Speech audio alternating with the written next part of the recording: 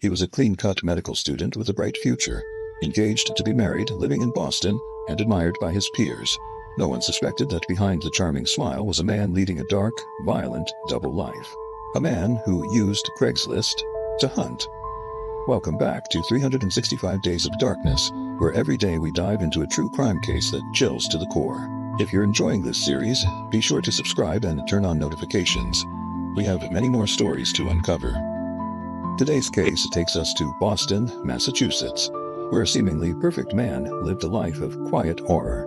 His name was Philip Markoff, better known to the world as the Craigslist Killer.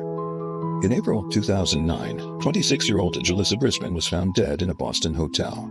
She had been beaten and shot in the chest at close range. What made the case even more shocking was how she and her killer had connected through a Craigslist ad.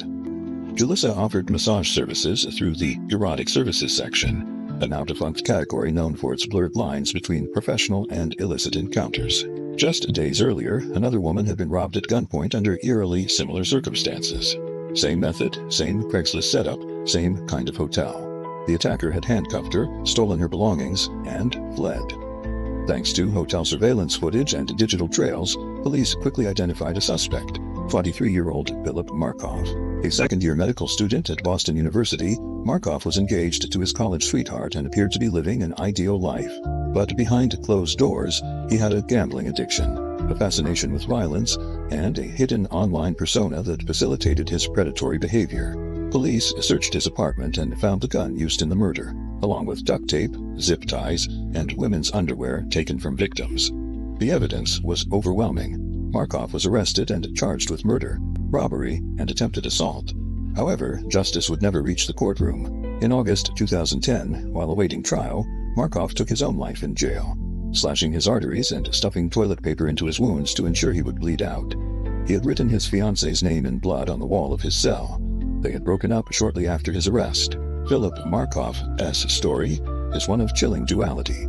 The perfect fiancé and future doctor by day, and a predator driven by control, addiction, and violence by night. What makes this case so disturbing is how seamlessly he lived both lives. No signs, no obvious warnings, just a growing darkness masked by a polished surface. His death left many questions unanswered, especially about the true extent of his crimes. How many other victims might there have been? What drove someone with such promise to such brutality?